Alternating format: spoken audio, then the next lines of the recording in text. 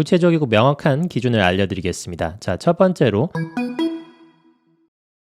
김상태 원장입니다. 오늘은 한국에서 정말 많이 생산하고 전 세계에 2억 달러 어치 이상을 매년 수출하고 있는 그런 약재에 대해서 말씀드리겠습니다. 전 세계에서 한국산이 가장 최고 품질로 꼽히고요. 살면서 한국인이 한두 번쯤은 먹어보게 되는 그런 약재입니다. 바로 인삼인데요. 보통은 인삼을 쪄서 말린 홍삼 형태의 건기식 제품으로 접하게 되시죠. 그런데 이 인삼이나 홍삼을 언제 먹어야 되는지, 어떤 체질에 먹어야 되는지 제대로 알고 계신 분들이 거의 없습니다. 피상적으로 알고 계신 분들이 열이 있는 사람은 안 맞는다더라, 아니면 좀 소화기가 약한 체질에 잘 맞는다더라, 이렇게 그냥 피상적으로 알고 계신 분들은 많은데, 이게 일반인 기준에서 내가 열이 있는 체질인지 아닌지 명확하게 구분하기 어려운 경우가 많습니다. 그리고 이게 열이라는 게 인체의 특정 부위에는 열이 있더라도 다른 부위에는 또 없을 수 있고 그래요. 내가 열이 많은 체질인지 아닌지를 감별해내기 조금 어려울 수도 있습니다. 그래서 나 추위 잘 타고 열 없는 것 같으니까, 아니면 나 기운 없고 소화불량이 있으니까 이거 기운 없는 사람 먹는 거라는데 인삼 먹어야지 하고 먹다가 오히려 좀 안 좋아지는 경우도 있을 수 있고요. 그래서 제가 최대한 알기 쉽게 가이드라인을 정해드리겠습니다. 자, 일단 인삼이 생각보다 엄청나게 강력한 약이라는 걸 아셔야 돼요. 강력한 약이기 때문에 이 인삼이 보기제, 기운을 보충해주는 약이라고 하는데, 그럼 어떤 기운을 보충해주는 것이냐, 요거를 명확하게 알고만 계시면 삶의 질이 엄청나게 떨어져 있던 사람도 팔팔하게 좋아지고 건강해지고 그럽니다. 자, 그러면 인삼이 보충해주는 기운이 어떤 것이냐, 그 기준을 어떻게 알 수 있느냐, 구체적이고 명확한 기준을 알려드리겠습니다. 자, 첫 번째로 식욕이 없어야 됩니다. 식욕이 거의 없어야 돼요. 밥맛을 잘 못 느낀다는 거죠. 맛있어 하면서 먹지 못한다는 거죠. 자, 두 번째로 배고픔을 잘 못 느껴야 됩니다. 끼니 때가 됐는데 배가 막 고프지 않고, 끼니 때를 지나쳤는데도 그냥 조금 고픈 정도, 이 정도로 배고픔이 좀 없어야 인삼이 맞는다고 할 수 있습니다. 자, 세 번째로 식사량이 좀 감소해야 됩니다. 일부러 덜 먹는 게 아니고 먹는 도중에 이제 뭔가 위장이 멈춘 듯한 느낌, 배가 일찍 부른 느낌, 밥 맛이 굉장히 없어지는 그런 상황이 발생해서 식사를 정량을 못하게 되는 그런 경우여야 됩니다. 자, 이 세 가지 모두 다 해당하지 않아도 이 중에 한두 가지만 해당하더라도 인삼 적응증이라고 볼 수 있습니다. 예를 들면 식사 때가 돼서 배고픔을 막 느끼고 오늘 뭘 먹고 싶어가지고 먹는데 조금 먹었더니 위장이 멈춘 듯한 느낌이 나고 조기 포만감이 나면서 더 이상 식사를 할 수 없게 된다. 이러면 이제 적응증에 해당한다고 볼 수 있습니다. 그리고 이 기준에 전부 해당하지 않아도 또 인삼을 쓸 수 있는 영역도 있기는 한데, 그런 경우는 조금 이제 난이도 있는 의료의 영역인 거고, 내가 평소에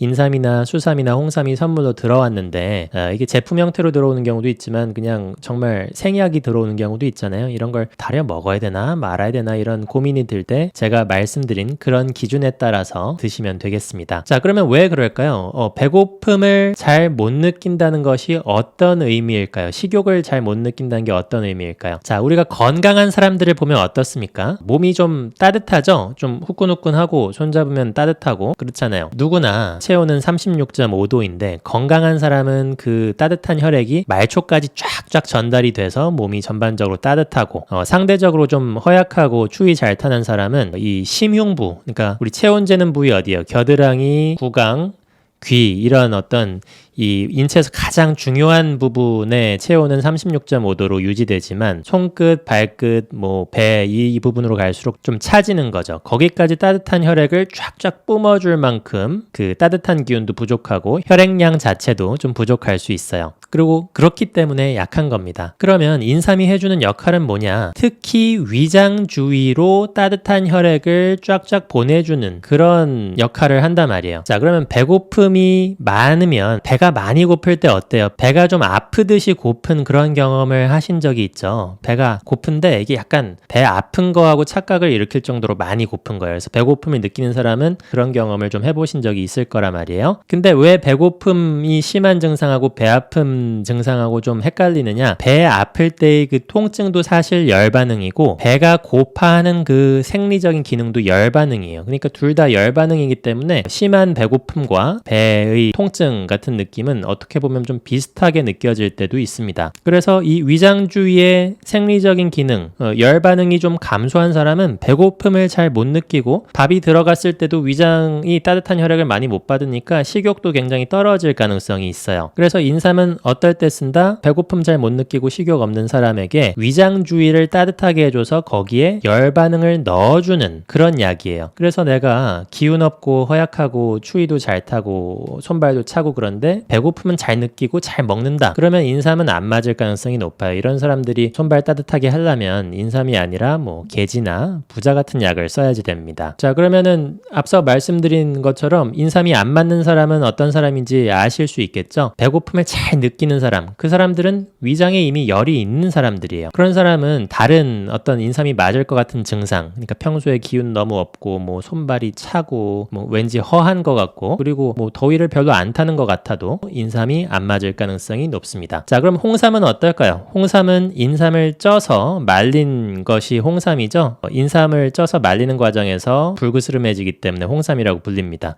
홍삼은 인삼보다 부작용이 덜한 것으로 알려져 있는데 그 이유는 당연히 찌는 과정에서 약효 성분도 많이 날아가기 때문이에요. 한마디로 효과가 더 적습니다. 물론 홍삼을 파는 업체에서는 찌는 과정에서 특정 성분이 더 생기기 때문에 인삼보다 오히려 더 좋다고 얘기를 하기도 하는데 제 생각은 홍삼은 인삼보다 훨씬 약효가 약하다. 그리고 인삼을 찌는 과정에서 홍삼의 유통기한이 엄청나게 늘어나기 때문에 사실 상품성이 좋아져요. 그래서 홍삼이 많이 팔릴 수밖에 없는 것이고요. 다만 제가 이제 위에 언급한 그런 기준에 해당하는 분들은 뭐 홍삼을 드셔도 효과를 보실 수 있을 텐데 인삼보다 훨씬 장기간 드셔야 될 겁니다. 그리고 뭐 알러지라든지 다른 어떤 민감한 어떤 열 반응으로 분류할 수 있는 그런 증상이 있으신 분들은 홍삼을 장기 복용하더라도 부작용이 발생할 수는 있어요. 만약에 인삼을 부작용 없이 먹고 싶으면 차라리 인삼을 어떤 젤리 형태로 고 형태로 만든 경옥고 같은 약이 더 맞을 수도 있습니다. 탕약으로 달여서 먹으면 그만큼 흡수가 빠르고 고 형태, 젤리 형태로 만든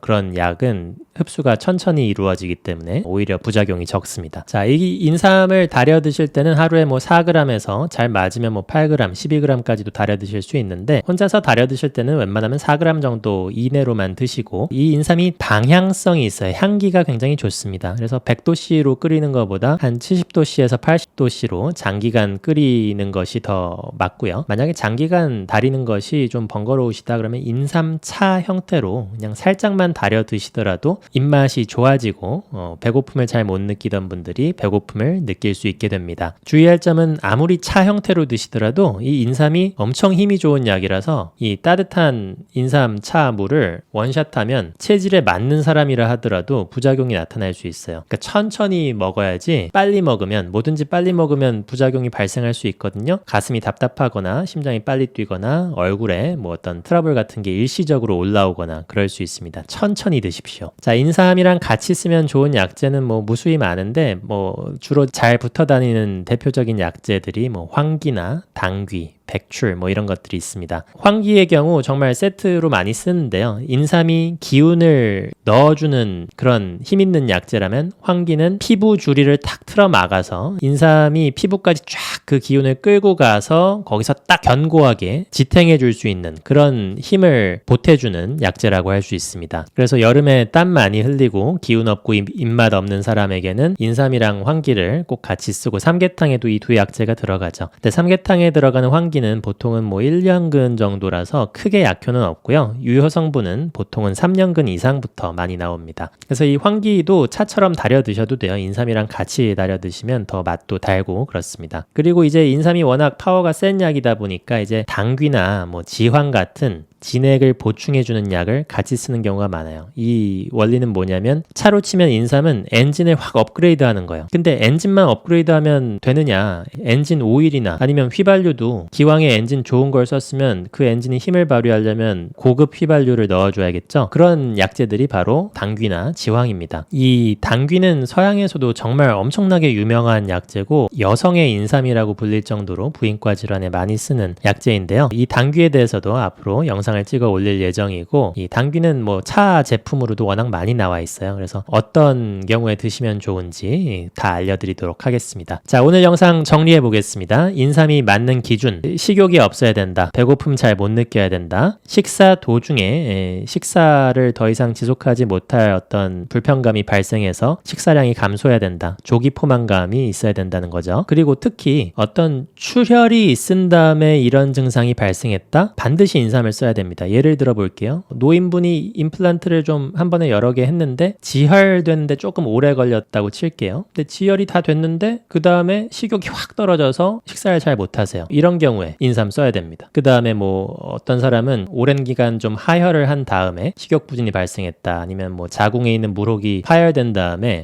몇 달 이상 식욕부진과 식사량 감소가 계속된다, 위장관 출혈이 있은 다음에 내가 기운이 너무 떨어지고 밥을 못 먹는다, 이런 경우 검사를 해봐도 아무 이상이 나오지 않는 경우가 거의 대부분이에요. 반드시 인삼을 써야지만 낫는 그런 식욕부진입니다. 출혈이 있었던 다음에 생기는 식욕부진, 그거는 제가 고정 댓글로 달아놓을 테니까 요거는 이제 좀 의료의 영역인 거고요. 자, 오늘 영상 잘 보셨나요? 앞으로도 이런 위장에 좋은 약재, 건강에 좋은 약재들에 대해서 정보를 얻고 싶으신 분들은 구독, 좋아요, 알람 설정 눌러주시면 더 빠르게 영상을 접해보실 수 있습니다. 이상 잠실의 진료실에서 김상태 원장이었습니다. 감사합니다.